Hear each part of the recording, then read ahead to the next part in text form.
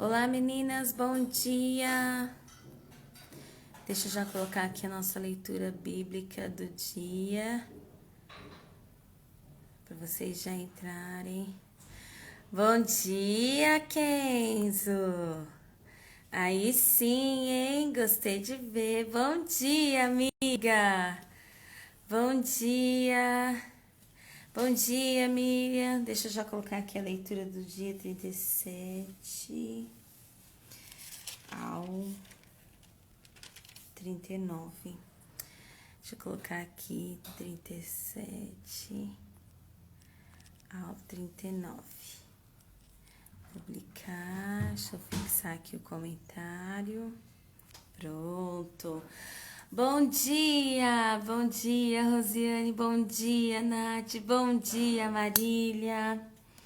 Sejam bem-vindas, meninas. Eu dei um jeito aqui no meu cabelo. Fiz um totozinho aqui. Porque não deu tempo de lavar, gente. E aí, dei um jeito aqui, mas vocês não reparam, tá? Por favor. Amém, Marília. Bom dia, Vivi. Bom dia.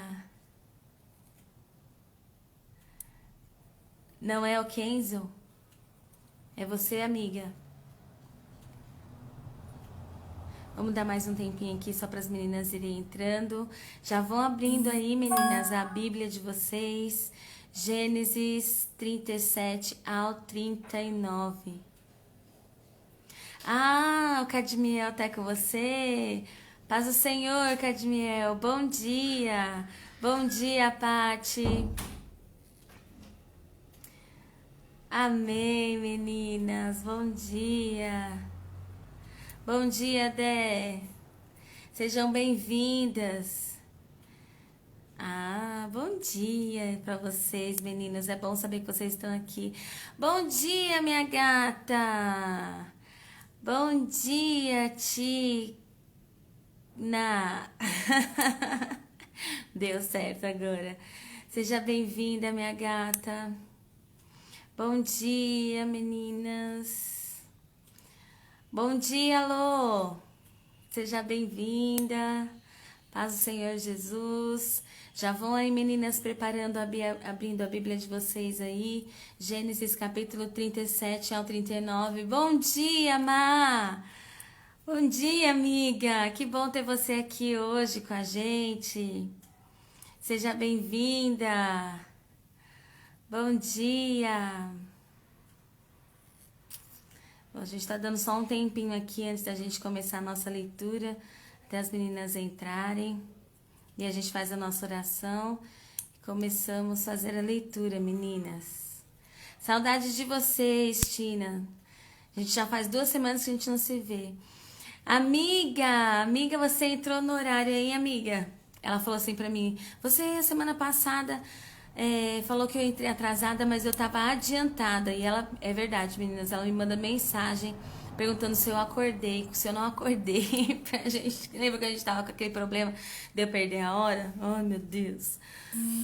Amém, Má. Paz do Senhor. Bom dia, Milka. Bom dia, amiga. Bom dia, Natália. Seja bem-vinda. A paz do Senhor Jesus, meninas. Vamos dar só mais um tempinho aqui, só para as meninas irem entrando e a gente já começa a fazer a nossa oração e a nossa leitura bíblica. Meninas, não reparem no meu cabelo, porque hoje que eu vou dar um jeito nele, ontem eu falei, é feriado. E aí eu precisava adiantar umas coisas aqui que eu já adianto pro começo da semana, né? E aproveitei que era feriado para adiantar. E aí hoje é que eu vou dar um jeito no meu cabelo, então vocês não reparem, meninas, vocês não reparem. Bom dia, amiga.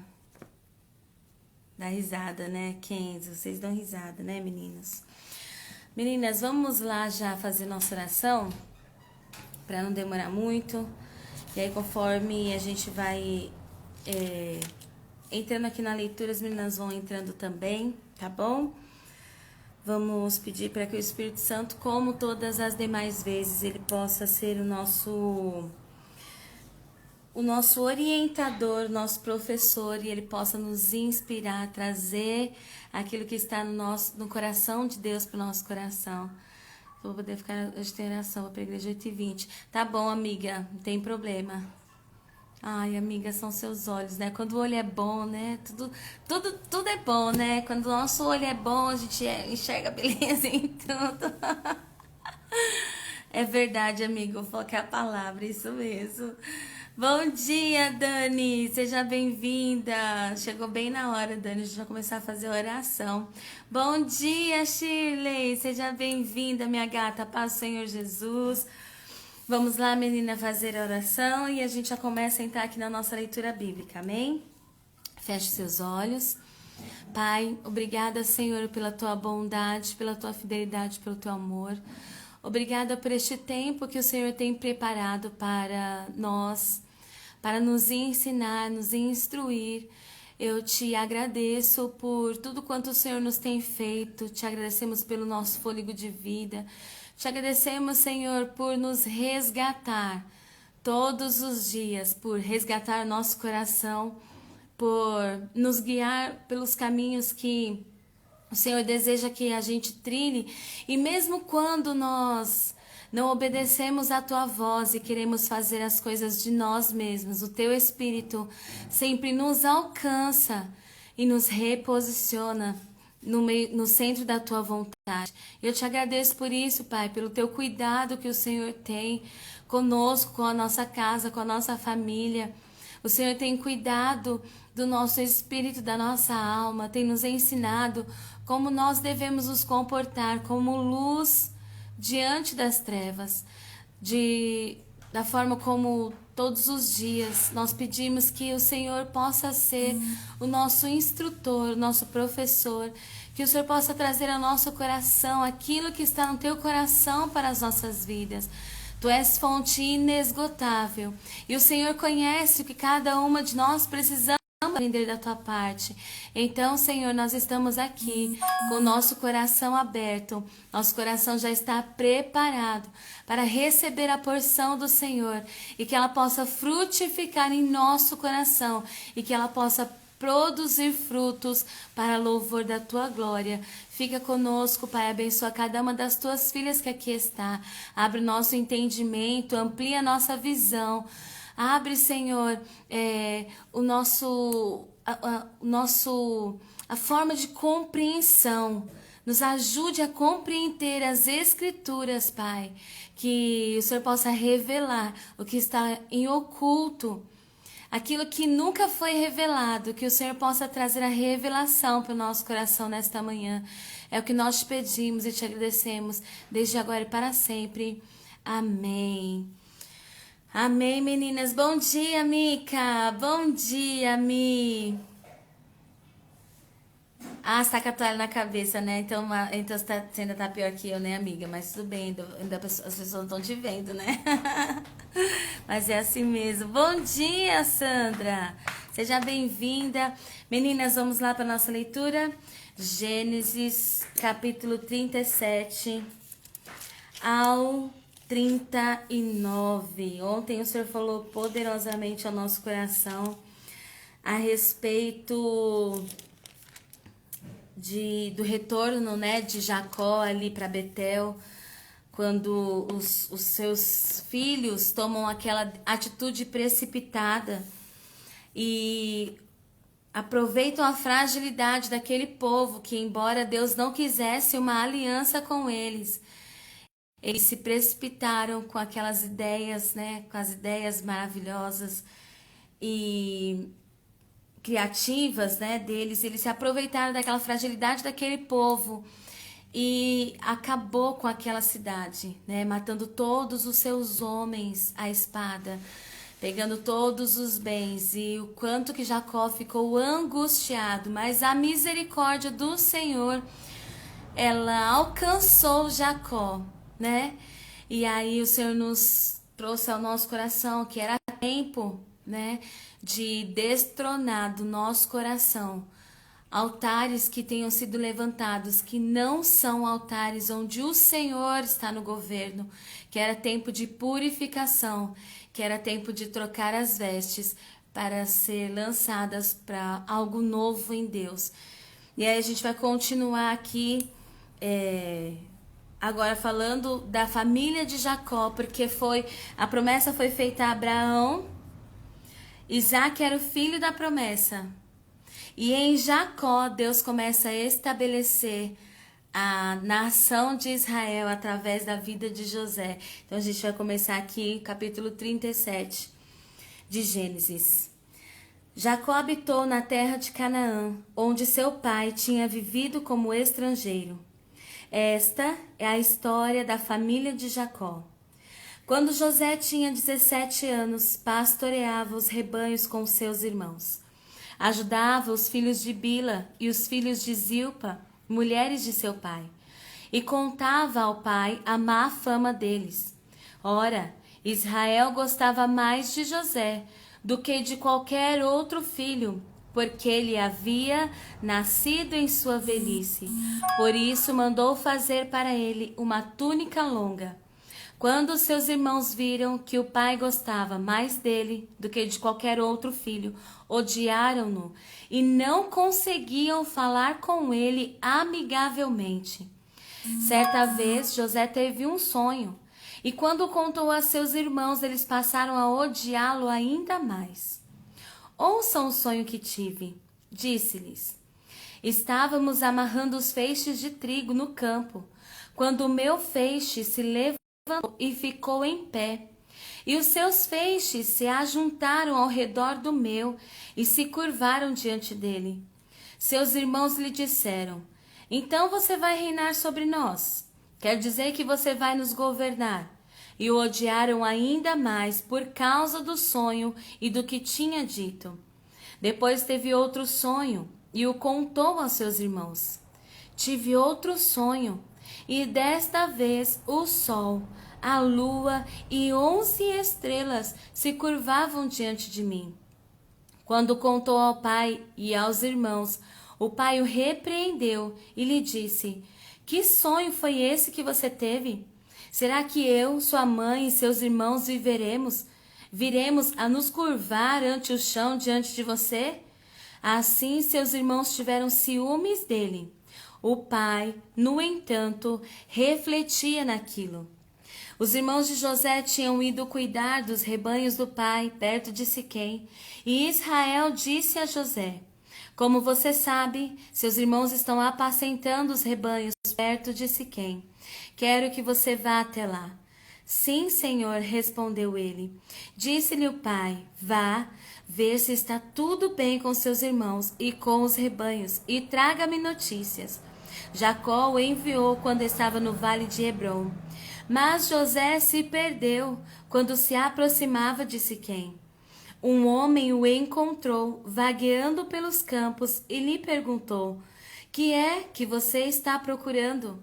Ele respondeu: procuro meus irmãos. Pode me dizer onde eles estão apacentando os rebanhos? Respondeu o homem: eles já partiram daqui. Eu os ouvi dizer: vamos para Dotã. Assim José foi em busca dos seus irmãos e os encontrou perto de Dotã.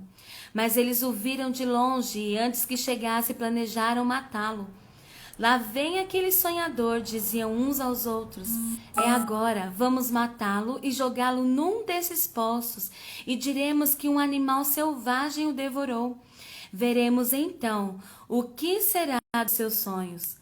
Quando Rúben ouviu isso, tentou livrá-lo das mãos deles, dizendo: não lhe tiremos a vida. E acrescentou: não derramem sangue.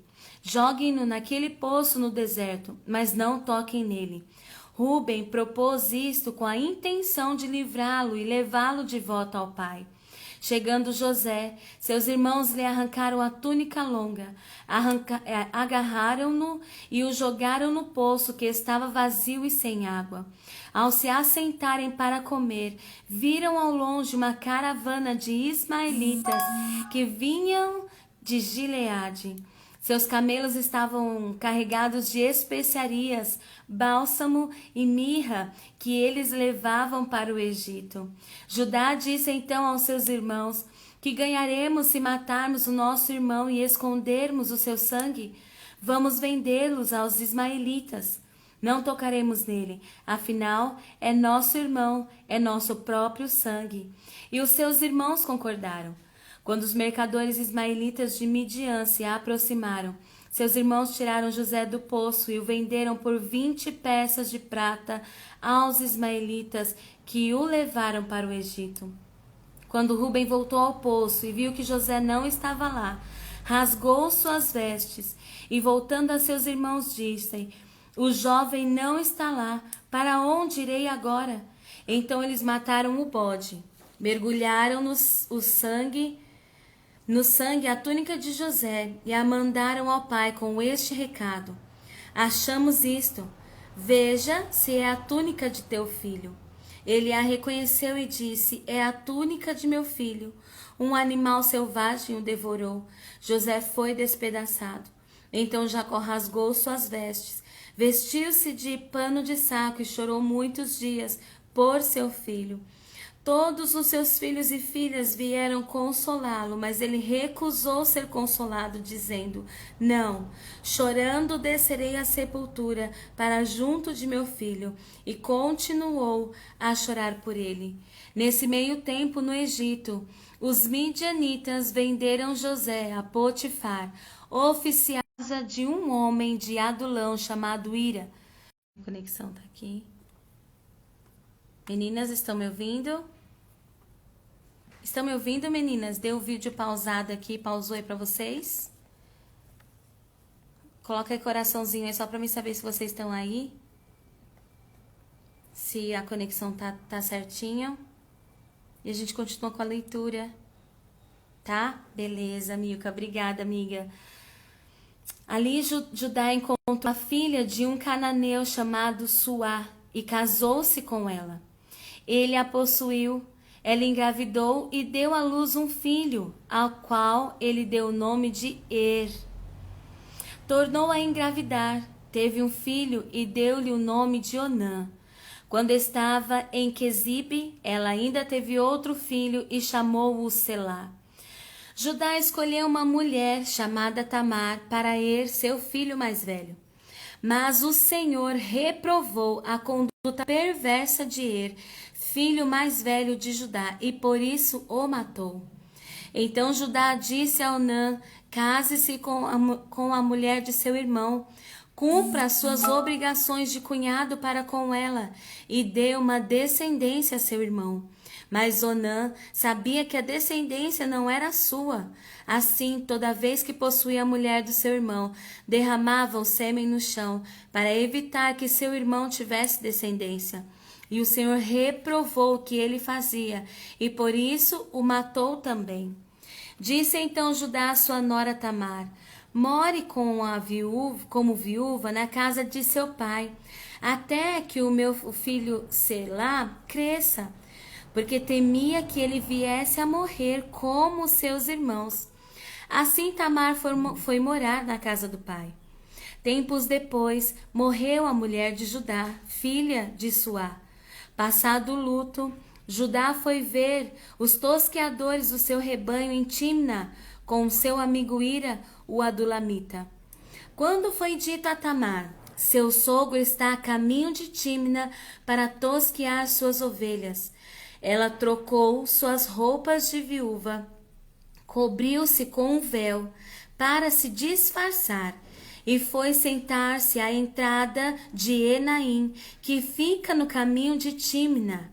Ela fez isso porque viu que, embora Selá já fosse crescido, ela não lhe tinha sido dada em casamento. Quando a viu, Judá pensou que fosse uma prostituta, porque ela havia encoberto o rosto. Não sabendo que era sua nora, dirigiu-se a ela à beira da estrada e disse: venha cá, quero deitar-me com você. Ela lhe perguntou: o que você me dará para deitar-se comigo? Disse ele: eu lhe mandarei um cabritinho do meu rebanho. E ela perguntou: você me deixará alguma coisa como garantia até que o mande?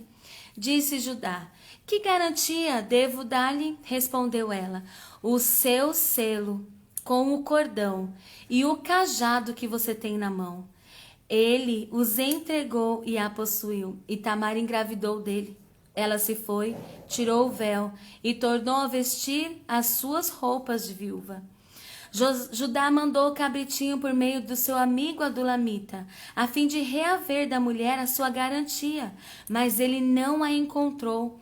E perguntou aos homens do lugar: onde está a prostituta cultual que costuma ficar à beira do caminho de Enaim? Eles responderam: aqui não há nenhuma prostituta cultual. Assim ele voltou a Judá e disse: não a encontrei. Além disso, os homens do lugar disseram que lá não há nenhuma prostituta cultual. Disse Judá: fique ela com o que lhe dei. Não quero que nos tornemos objeto de zombaria. Afinal de contas, mandei a ela este cabritinho, mas você não a encontrou. Cerca de 3 meses mais tarde, disseram a Judá: sua nora Tamar prostituiu-se e na sua prostituição ficou grávida. Disse Judá: tragam-na para fora e queimem-na viva. Quando ela estava sendo levada para fora, mandou o seguinte recado ao sogro: estou grávida do homem que é dono destas coisas. E acrescentou: veja se o Senhor reconhece a quem pertence este selo, este cordão e este cajado. Judá os reconheceu e disse: ela é mais justa do que eu, pois eu devia tê-la entregue a meu filho Selá, e não voltou a ter relações com ela. Quando lhe chegou a época de dar à luz, havia gêmeos em seu ventre. Enquanto ela dava à luz, um deles pôs a mão para fora. Então a parteira pegou um fio vermelho e amarrou o pulso do menino, dizendo: este saiu primeiro. Mas quando ele recolheu a mão, seu irmão saiu, e ela disse: então você conseguiu uma brecha para sair, e deu-lhe o nome de Pérez. Depois saiu seu irmão, que estava com o fio vermelho no pulso, e foi-lhe dado o nome de Zerá. Capítulo 39. José havia sido levado para o Egito, onde o egípcio Potifar, o oficial do faraó e capitão da guarda, comprou-o dos ismaelitas e o tinham levado para lá. O Senhor estava com José, de modo que este prosperou e passou a morar na casa do seu senhor egípcio. Quando este percebeu que o Senhor estava com ele e que o fazia prosperar em tudo que realizava, agradou-se de José e tornou-o administrador de seus bens. Potifar deixou a seu cuidado a sua casa e lhe confiou tudo o que possuía. Desde que o deixou cuidando da sua casa e de todos os seus bens, o Senhor abençoou a casa do egípcio por causa de José. A bênção do Senhor estava sobre tudo o que Potifar possuía, tanto em casa como no campo. Assim deixou ele aos cuidados de José tudo o que tinha, e não se preocupava com coisa alguma, exceto com sua própria comida. José era atraente e de boa aparência. E depois de certo tempo, a mulher do seu senhor começou a cobiçá-lo e o convidou: venha, deite-se comigo. Mas ele se recusou e lhe disse: meu senhor não se preocupa com coisa alguma de sua casa, e tudo que tem deixou aos meus cuidados. Ninguém desta casa está acima de mim. Ele nada me negou, a não ser a senhora, porque é mulher dele. Como poderia eu cometer algo tão perverso e pecar contra Deus? Assim, embora ela insistisse com José dia após dia, ele se recusava a deitar-se com ela e evitava ficar perto dela. Um dia, ele entrou na casa para fazer suas tarefas e nenhum dos empregados ali se encontrava. Ela o agarrou pelo manto e voltou a convidá-lo: vamos, deite-se comigo. Mas ele fugiu da casa, deixando o manto na mão dela. Quando ela viu que, ao fugir, ele tinha deixado o manto em sua mão, chamou os empregados e lhes disse: Vejam, este hebreu nos foi trazido para nos insultar. Ele entrou aqui e tentou abusar de mim, mas eu gritei. Quando me ouviu gritar por socorro, largou seu manto ao meu lado e fugiu de casa. Ela conservou o manto consigo, até que o senhor de José chegasse em casa. Então repetiu toda a história. Aquele escravo hebreu que você nos trouxe aproximou-se de mim para me insultar. Mas quando gritei por socorro, ele largou seu manto ao meu lado e fugiu. Quando seu senhor ouviu o que a sua mulher lhe disse, foi assim que o seu escravo me tratou. Ficou indignado. Mandou buscar José e lançou-o na prisão em que eram postos os prisioneiros do rei. José ficou na prisão, mas o Senhor estava com ele e o tratou com bondade, concedendo-lhe a simpatia do carcereiro. Por isso, o carcereiro encarregou José de todos os que estavam na prisão, e ele se tornou responsável por tudo o que lá sucedia. O carcereiro não se preocupava com nada do que estava a cargo de José, porque o Senhor estava com José e lhe concedia bom êxito em tudo o que realizava. Amém, meninas? Eu vou comentar aqui alguns tópicos com vocês, porque como são leituras diferentes, e aí a gente vai absorvendo aí um pouquinho de cada coisa, e vocês ao longo do dia também vão meditando naquilo que o Senhor vai ministrar ao coração de vocês.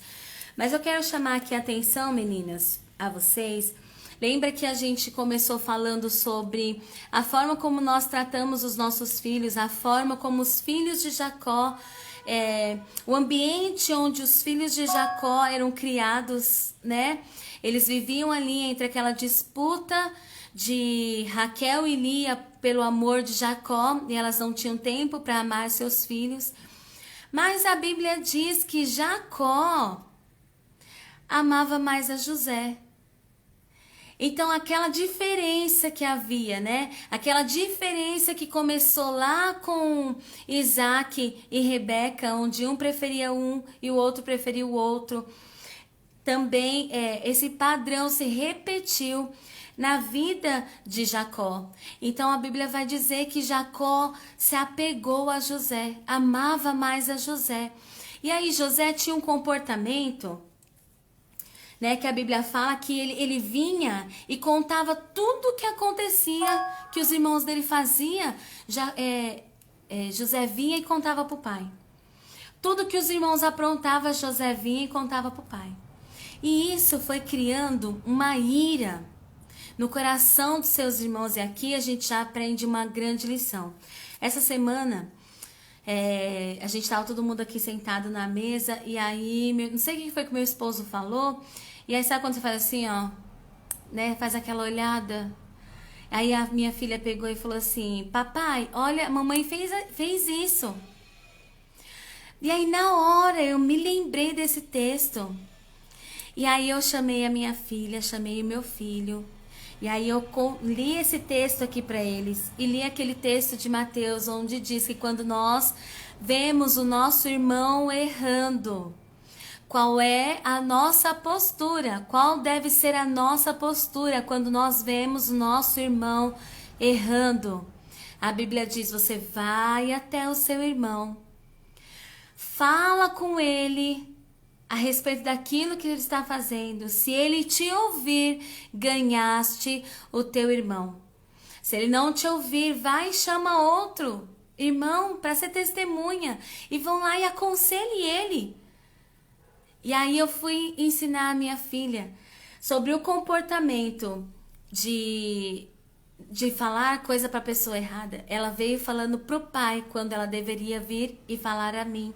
Então, olha só como o Senhor nos dá a oportunidade de ensinar os nossos filhos através das situações do nosso cotidiano. José ali pegava as situações do cotidiano, tudo aquilo que acontecia naquele ambiente, e ao invés dele aconselhar seus irmãos, ele ia e contava tudo para Jacó. Então José era o fofoqueiro da família. Ele ia lá e contava tudo. Os irmãos não podiam fazer nada, que dali um pouquinho. Quando José chegava, os irmãos já mudavam o comportamento, porque José ia contar tudo pro pai. E aqui a gente aprende uma lição, meninas. Nem tudo se deve contar. Nós temos que ter um comportamento de forma a ganhar os nossos irmãos. Olha só qual era o sentimento que José fazia com que os seus irmãos tinham a respeito dele. Odiaram-no. Não conseguiam falar com José amigavelmente. Os irmãos de José odiavam ele. Odiavam ele. Às vezes, nós atraímos para nós sentimentos de pessoas por conta do nosso comportamento. José achava que estava fazendo a coisa certa. José não achou que estava fazendo nada de errado. Falando para o seu pai o comportamento dos seus filhos, dos seus irmãos, ele não percebia que o seu comportamento era o que afetava o relacionamento deles. E ele continuava com essa prática. Às vezes nós temos recebido hostilidade de pessoas porque nós não conseguimos observar o quanto nosso comportamento está fazendo mal. E ao invés de ganhar o nosso irmão, nós estamos fazendo com que ele produza ódio, mágoa no nosso coração. Sabe aquela coisa de dizer tudo o que pensa? Falar tudo o que pensa e levar coisas do seu irmão para outras pessoas. Espírito de fofoca. Irmãs, isso não é para nós, não cabe para nós como mulheres de Deus, mulheres separadas para ser luz, para ser resposta. Esse não é o tipo de comportamento que o Senhor espera de nós. Nós precisamos ser sábia no abrir e fechar da nossa boca. Às vezes, quando a gente se sente tentada a esse tipo de comportamento, que o Espírito Santo possa pôr um guarda na nossa boca e que este comportamento não venha produzir em nossos irmãos e irmãs e até dentro da nossa própria casa, no meio da nossa parentela, possa produzir raiz de amargura, raiva, ciúmes, inveja, mas que possamos ser sábias no abrir e no falar da nossa boca. Como José era aquele que vigiava os seus irmãos, que eram os olhos de Jacó. Jacó mandou fazer uma túnica para José, porque tratava ele diferente. E José não tinha nenhum problema em mostrar que para ele José era diferente. E isso irritava os irmãos dele. Irritava eles porque eles já conviveram com falta do amor de mãe, né? Do parte das duas mães. E eles esperavam que o comportamento do pai fosse diferente, mas o comportamento do pai foi igual. Então José não teve problema nenhum em destacar José no meio de seus irmãos e dizer para eles que ele amava mais a José. E fez para ele uma túnica diferente. Mas olha só, José começa a ter sonhos. Deus começa a dar sonhos para José e ele vai contar o sonho, porque ele não via que o comportamento dele era um comportamento nocivo. Ele não tinha como que eu posso ver, esse discernimento dos seus irmãos entenderem que aquele comportamento dele estava fazendo mal. Ele não achava que aquilo era ruim. E ele amava os seus irmãos, então ele ia lá e ele queria se aproximar dos irmãos e ele foi contar o sonho. Olha, gente, eu contei um sonho, eu tive um sonho. E ele contou o sonho. Quando ele contou o sonho, os seus irmãos se irritaram ainda mais. Aí seus irmãos disseram assim, agora você vai governar sobre nós. Agora você vai ser nosso governador, né? Agora você vai mandar na gente. E zombaram de José. José voltou e tudo bem. Mas o Senhor continuou dando outros sonhos para José. E aí José teve o sonho da lua, das estrelas e do sol se curvando diante dele. E nessa ocasião o pai estava presente. E a Bíblia diz que o pai repreendeu José. E falou assim, agora quer dizer que vamos todos, seus irmãos, eu inclusive, que sou seu pai, sua mãe, vai todo mundo se encurvar com o rosto em terra diante de você. Mas percebe, meninas, que José não tinha culpa. O sonho Não era nada que ele tinha produzido, não era uma história que a sua mente havia produzido. Quem é que consegue controlar o sonho? O sonho era algo que Deus estava colocando sobre a vida de José. Era algo de Deus sobre a vida dele. Mas ainda assim ele foi hostilizado por algo que ele não tinha culpa. Ele só contou o que ele sonhou. Ele só abriu o que ele sonhou. Não era nada que ele tinha produzido na sua mente. Não era uma história, não era um desejo do seu coração. Né?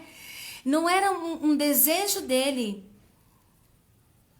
Exatamente, Lô, aquela questão da repetição de padrão, né? E José foi tido como aquele que queria ser, quer dizer, agora que a gente vai governar, você vai governar sobre a gente. E ele ouvia aquelas palavras como se fosse algo que o seu coração desejasse, e ele estava apenas contando um sonho. Às vezes, meninas, nós recebemos algo do Senhor que a gente não entende a proporção do que é. Porque a gente percebe que José não entendia aquele sonho. Ele falou assim, olha, eu sonhei isso. Mas ele não tem nem noção do que era aquilo que ele estava sonhando. E aí ele abre, porque são seus irmãos, é o seu pai. E o seu coração, ele é puro. Então ele acha que tá tudo bem os seus irmãos serem daquele jeito, é o jeito deles ser assim. E aí ele abriu para os seus irmãos, para o seu pai, e muitas das vezes nós fazemos isso. O Senhor nos revela coisas, nos revela segredos que nós não tomamos dimensão, nós não temos dimensão. E nós começamos a abrir porque o ambiente é familiar, porque as pessoas que estão conosco nós conhecemos, mas nem tudo se deve falar. Porque as pessoas não recebem da mesma forma como nós recebemos. José contou 2 dos seus sonhos, mas eu acredito que não foram apenas esses 2 que José teve. Olha só o que o texto vai dizer no capítulo 11 do versículo 37. Assim seus irmãos tiveram ciúmes dele. O pai, no entanto, refletia naquilo. Olha só o que diz lá no capítulo 35, versículo 11, meninas, que a gente já fez essa leitura. 35 e 11, olha o que Deus vai falar. Quando Jacó levanta um altar de sacrifício, eles destronam os deuses estranhos, eles abrem mão dos deuses estranhos, eles se purificam e trocam de roupa, trocam as vestes. Olha o que Deus vai falar para Jacó. O versículo 11 do capítulo 35. Eu sou o Deus Todo-Poderoso, seja prolífero e multiplique-se. De você procederão uma nação e uma comunidade de nações. Presta atenção nisso, meninas. E reis estarão entre os seus descendentes. Então, olha só o que acontecia. José começou a contar o sonho para Jacó e para os seus irmãos. Seus irmãos começaram a zombar dele, a ter ciúmes, mas Jacó começou a refletir nos sonhos de José. Porque Deus havia feito uma promessa para ele, dizendo que da sua descendência Deus levantaria uma nação e reis estariam entre os seus descendentes. Ou seja, os seus irmãos não tinham a percepção que Jacó tinha, porque os seus irmãos não tinham experiências com Deus como Jacó tinha. Então, quando José começou a contar os sonhos, Jacó começou a refletir a respeito de tudo aquilo que Deus já lhe havia falado. Então ele começou a observar e disse: pode ter sentido esses sonhos, pode ter sentido esses sonhos. Mas aí o seu pai fala assim: olha, José, vai lá, dá uma olhadinha lá nos seus irmãos estão apacentando as ovelhas, e eu quero que vocês vão lá, você vai lá ver se está tudo bem, olha e traz notícia para mim. E José vai. Aí, olha só que coisa mais linda, meninas. Eu sempre, quando eu vejo isso na Bíblia, eu me encanto. E aí, o meu coração se enche de expectativa mais ainda em relação a Deus. Porque José se perde no caminho. José se perde. Ele não consegue achar os seus irmãos e se perde no meio do caminho. Mas olha só o que vai acontecer. Um homem o encontra. E aí dá para ele a direção de onde estão os seus irmãos. Ele se perde no meio do caminho. E aí eu quero entrar num ponto aqui, conversar com vocês a respeito disso, porque José estava indo de encontro ao primeiro passo que o levaria ao cumprimento da promessa. José ele não sabia, mas ele estava indo em direção ao ponto que o levaria direto para o começo dos planos e dos propósitos de Deus para a vida dele. E aí o que acontece com José? José se perde. Por que José se perde? Porque o inimigo, ele nunca vai querer que a gente chegue no destino, no ponto certo, naquele lugar que vai ser o ponto de partida do cumprimento de Deus para as promessas de Deus para nossa vida. José se perdeu. Ele estava indo ao encontro de seus irmãos e se perdeu. E começou a vaguear lá no pasto, naquelas montanhas ali onde pastavam os animais. Ele começou a vaguear. Ficou perdido. Mas um homem o encontrou. E a Bíblia diz que ele pergunta, viu os meus irmãos? E ele diz assim, olha, eu os ouvi dizer que estão indo para Dotã. E deu a José a direção de onde ele deveria ir. E José foi. E a Bíblia vai dizer que ele é jogado no poço pelos seus irmãos. E depois vendido para os ismaelitas, né? Que também era aquele povo que era do mesmo pai Abraão, saiu a providência, né? Foi aqueles que conduziram José até o Egito e os venderam para a casa de Potifar. Ali começou o plano e o propósito de Deus na vida de José. Às vezes, meninas, é a mesma coisa que acontece conosco. Deus tem para nós uma promessa, Deus tem para nós uma história traçada.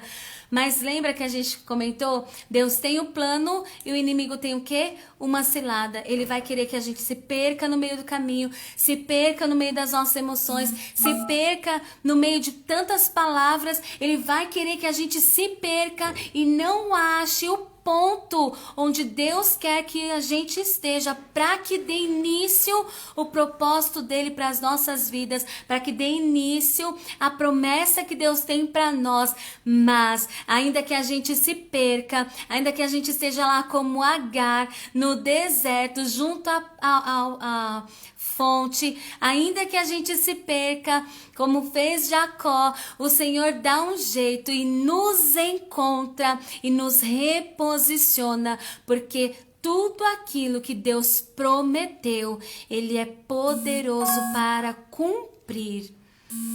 Isso eu achei muito interessante, eu queria comentar com vocês, porque até com José havia uma cilada para ele se perder e não encontrar o caminho do início da promessa, mas Deus vai e reposiciona José. Exatamente, um início doloroso, ele não tinha nem noção, mas um final digno de ação de Deus, porque o final é do extraordinário de Deus. E agora eu quero falar aqui com vocês, meninas, a respeito desse texto aqui também de Judá. Porque lembra que Agar disse, tu és o Deus que me vê. Existe um Deus que nos vê. Às vezes a gente se sente, o 38 e o 39 vai falar a respeito de ser esquecido, né? Começa José, vai para uma prisão e ali ele fica esquecido. E Tamar, ela foi uma mulher que ficou esquecida. Ela casou-se com o filho de Judá. Só que este homem era tão perverso, imagine estar casada com este homem que a Bíblia diz que ele era tão perverso que Deus matou ele. E era o costume da época que quando o irmão mais velho morria, o mais novo o antecessor, né, assumia a esposa e dava descendência para ela.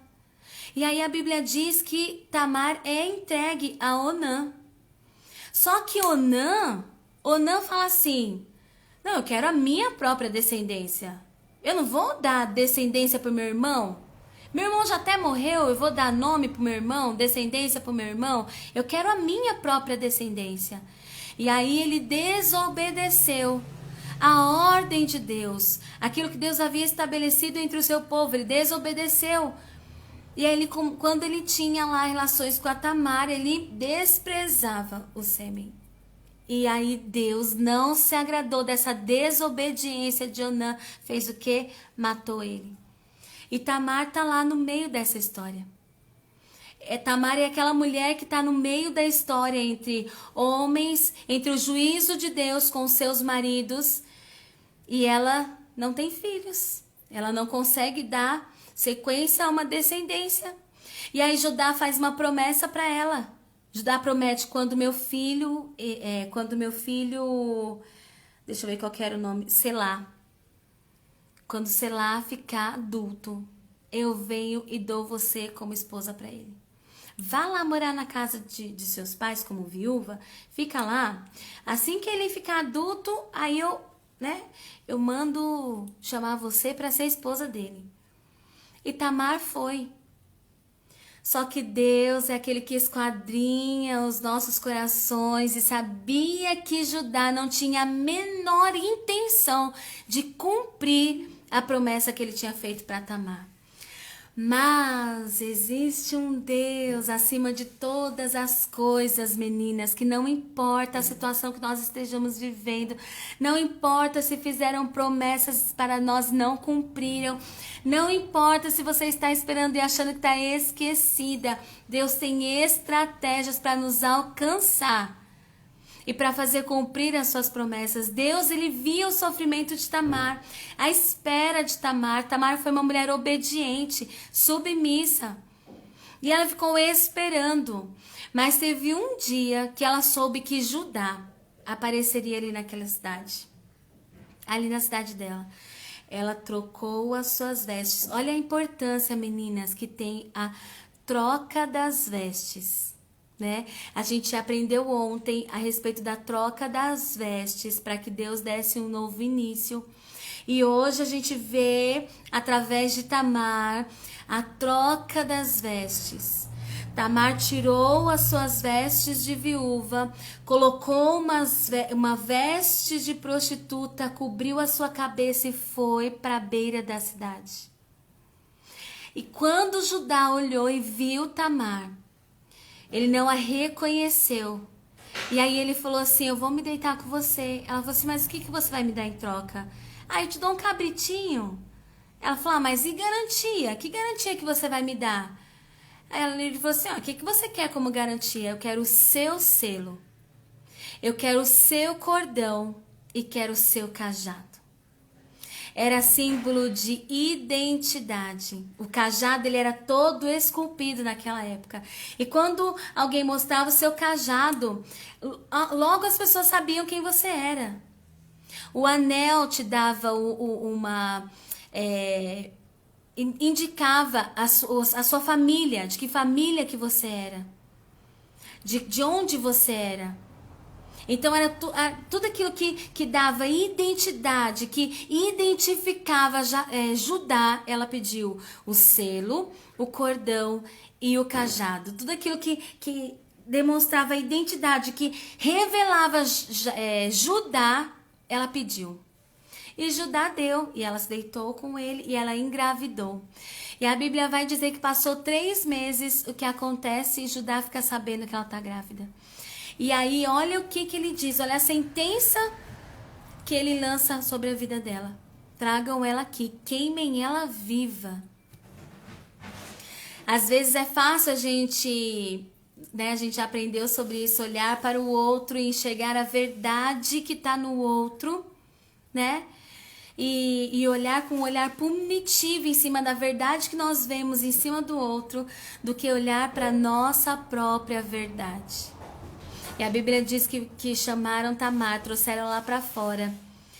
E antes dela chegar, ela diz assim: olha, eu vou revelar para vocês com quem aconteceu isso aqui. Leve isso aqui para o seu Senhor, leve isso aqui para ajudar e veja se ele reconhece quem é o dono disso aqui. E quando ele olha, ele se vê. Olha isso, meninas. Quando ele olha o selo, o cordão e o cajado, ele se vê ali. E aí, Deus, através daqueles objetos, traz a consciência a ajudar, dizendo: ela foi mais justa do que eu. A partir daquilo ali, Deus revelou a verdade do coração dele, porque ele não conseguia enxergar, ele não viu que ele estava em falta com aquela mulher. Ele não parou para pensar, ela está em falta, olha, eu prometi uma mulher, o meu filho para ela, e ela não esperou, não foi conversar com ela, não foi... Ele olhou o pecado dela.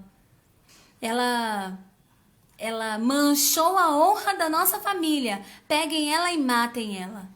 Mas não olhou para aquilo que ele mesmo havia feito.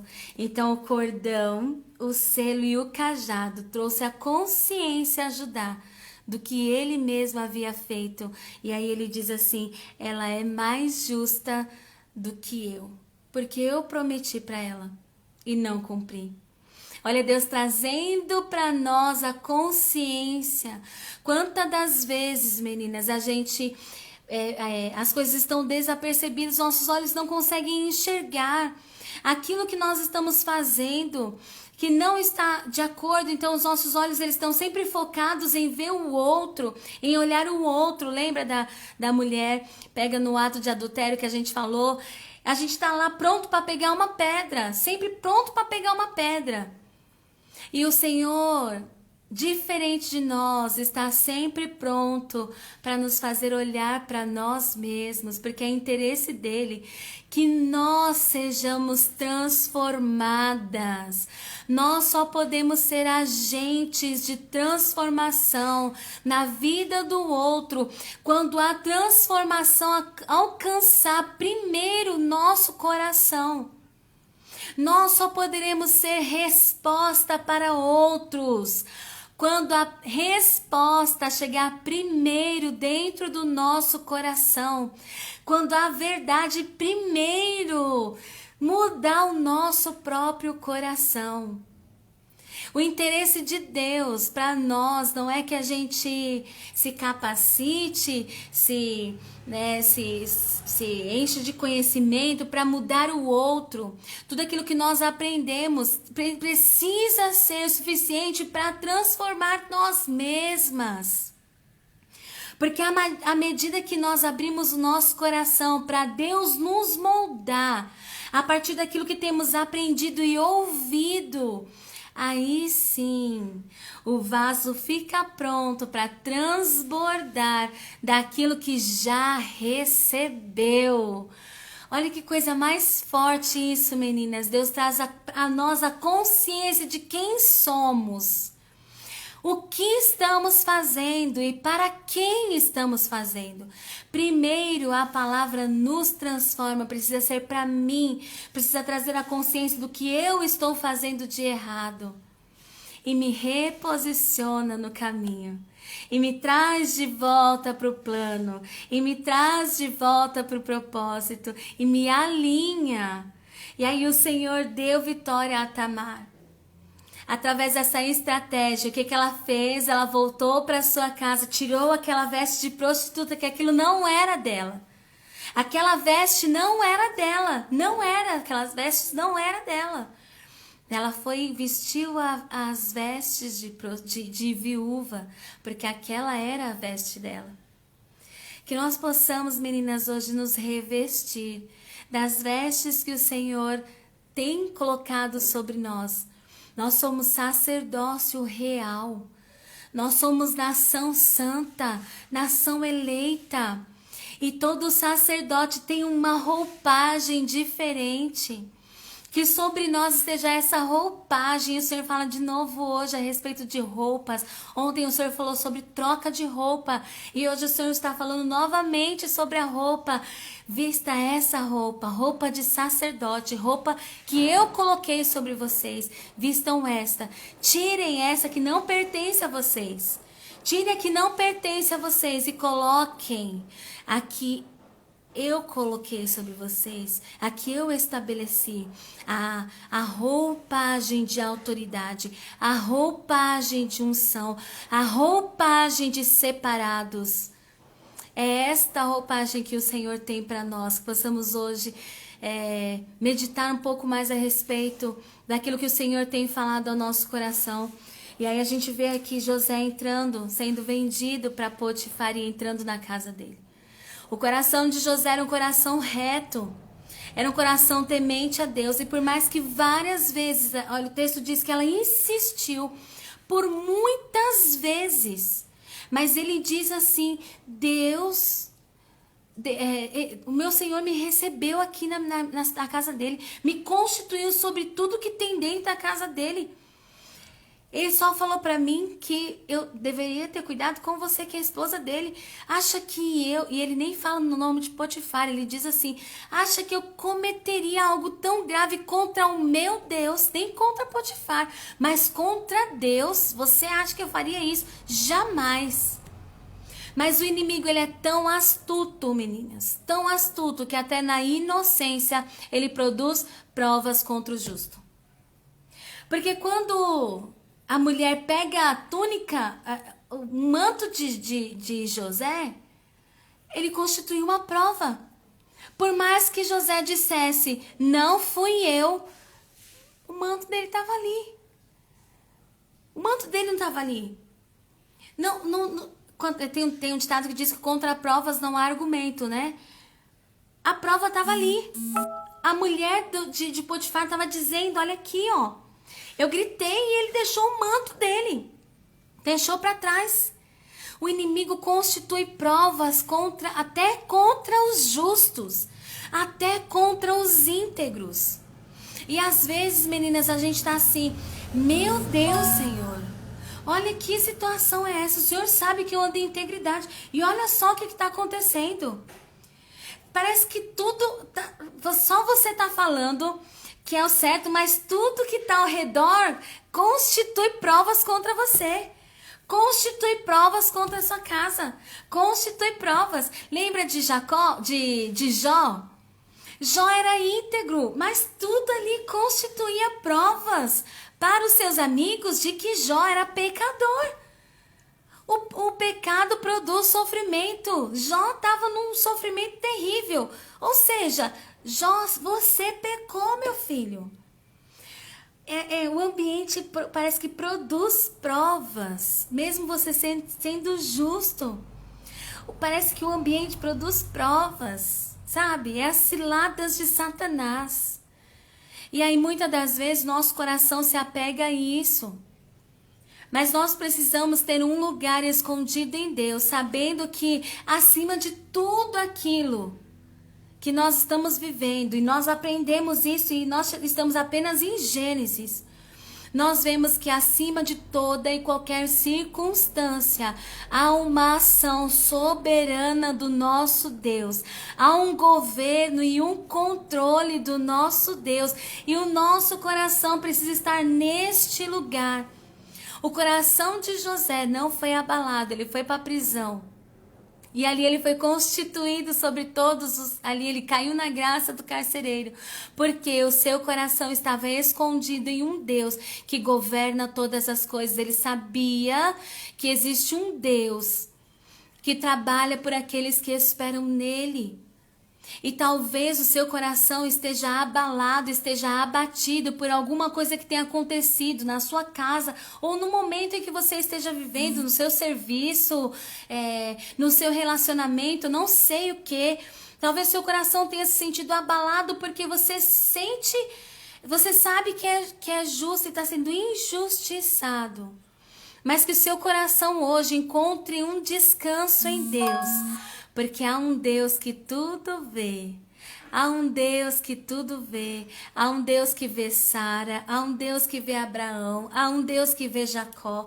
Há um Deus que vê os irmãos de José. Há um Deus que vê José e há um Deus que vê você. Há um Deus que vê você. Há um Deus que viu Tamar, que viu que aqueles homens não cumpririam aquilo que tinham prometido para ela. Há um Deus que vê também. Há um Deus que governa e que controla sobre todas as coisas. Então, em nome de Jesus, que o seu coração encontre um lugar de descanso, porque uma hora, assim como falou Jó, né? Meu Deus se levantará em meu favor. Vai chegar o momento em que Deus vai se levantar em seu favor. Porque a palavra de Deus diz que não há nada que fique em oculto que não seja revelado. Quer seja bom, quer seja mal, porque a hora que Deus se levanta. Ah, meninas, quando Deus se levanta, Ele põe tudo às claras. E o que é para ser exaltado, o Senhor exalta. E o que é para ser abatido e humilhado, o Senhor humilha e abate também, porque Deus é ordeiro e gosta de todas as coisas no seu lugar. Mas para isso, nós precisamos andar em uma vida de obediência a Deus. A gente vê que José foi obediente ao Senhor. Nós precisamos nos purificar, nós precisamos destronar do nosso coração governos que não são o Senhor. Deus precisa assumir total governo sobre as nossas vidas e nosso coração precisa confiar em cada plano e em cada promessa. Por mais que a situação diga não, por mais que toda a circunstância se vire contra você, ainda que tudo diga não, se Deus disse sim, confie no sim do seu Senhor. Ainda que tudo diga não vai dar certo, confie no certo que o teu Deus disse que vai dar. É uma palavra apenas que você precisa confiar. Você não precisa confiar na minha palavra. Você não precisa confiar na palavra de qualquer outra pessoa que se levante. Você precisa confiar apenas em uma palavra. Naquela palavra liberada de Deus sobre a sua vida. Somente nesta palavra você deve colocar o seu coração. Apenas nessa. Amém, meninas? Essa foi a palavra que o Senhor colocou. Que o nosso coração esteja alinhado com o coração de Deus, com a visão de Deus, com aquilo que Deus tem para nós. Sobre Jacó existia uma promessa: eu vou fazer de você uma grande nação. Talvez quando Jacó recebeu a túnica do seu filho, ele pensasse assim: poxa, eu pensei que fosse através de José. Mas confia na palavra, confia no plano, por mais que todas as circunstâncias, por mais que a circunstância mostre assim, ó, José morreu, ó, aqui a túnica cheia de sangue, José morreu. Confia no plano, confia no Deus do plano. É nesta palavra que você deve se agarrar. Eu farei de você uma nação. Eu farei de você uma voz. Eu tenho planos e propósitos para você. O Espírito do Senhor está sobre mim e sobre você. E Ele nos deu uma missão. Confie no Deus que fez o plano. Confie no Deus que tem um plano até para quem sai do plano. Amém, meninas? Que o nosso coração esteja alinhado com Deus, encontrando este lugar de descanso em Deus, sabendo que acima de tudo há um Deus que governa e há um Deus que nos vê, há um Deus que nos guarda. E ainda que a gente se perca no caminho, Ele nos encontra e nos conduz direto ao caminho que nos leva ao cumprimento das promessas de Deus para nós. Amém, meninas? Deus abençoe vocês. Eu também fiquei muito feliz por você estar aqui com a gente. Todos os dias aqui a gente se reúne, né, meninas? E nós aprendemos um pouquinho daquilo que o Senhor quer nos ensinar. E o Senhor tem nos ensinado grandes coisas. Para nós foi um prazer ter você aqui, viu? Karine, Deus abençoe você. Eu não tinha visto que você tinha entrado. Deus abençoe vocês, meninas. Que o Senhor possa nos esconder, né? No seu lugar de refúgio, né, Lô? E que o Senhor nos conduza para este caminho. Todas as vezes que nosso coração for tentado a se perder, estiver temeroso, estiver fugindo, o Senhor nos alcance e nos traga de volta. Nós não podemos voltar atrás, meninas. Nós não podemos. Colocamos a mão no arado e não podemos voltar atrás. Olga, amiga, que bom que você está aqui. Bênção de Deus. Amém, amém. Vamos guardar essa palavra no nosso coração. E lembrem-se, hein, meninas? Aquilo que a gente ouve e não pratica vira apenas conhecimento, mas aquilo que nós ouvimos, aprendemos e praticamos produz transformação. E essa é a intenção do Senhor para as nossas vidas. Transformação. Amém, Cleo. Que bom que você está aqui. Deus abençoe você. Vamos fazer uma oração, meninas, para a gente encerrar. E amanhã nós estaremos aqui novamente, 7h35, para mais uma porção da palavra do Senhor. Amém? Feche seus olhos. Vamos agradecer ao Senhor.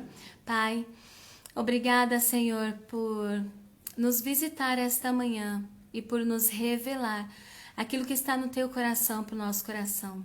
Sabe, Pai, meu coração ele se enche de gratidão a Ti e se fortalece, e através da Tua palavra meu coração se encoraja, porque muitas das vezes nós temos medo de avançarmos no plano e no propósito que o Senhor tem para nós, porque nós temos medo de nos perdermos em meio aos elogios, nos perdermos em meio à fama, aos aplausos, nos perdermos no meio das amizades, nos perdermos dentro de nós mesmos, nos perdemos no orgulho, na soberba, e isso às vezes tem sido empecilho, o medo tem sido empecilho para avançarmos. Mas o Senhor tem falado conosco esses dias que ainda que o nosso coração se perca, Tu és um Deus poderoso para nos encontrar e nos reposicionar.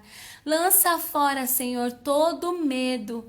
Lança fora do nosso coração todo medo e que possamos caminhar na confiança de que existe um Deus que nos vê, existe um Deus que governa as nossas vidas, existe um Deus que está no controle, existe um Deus que vai nos conduzir ao cumprimento de todo plano e todo propósito, porque a Tua palavra diz que em Ti está o sim e o amém. Todas as coisas começam e terminam em Ti. E agindo o Senhor, não há quem possa impedir o Teu agir.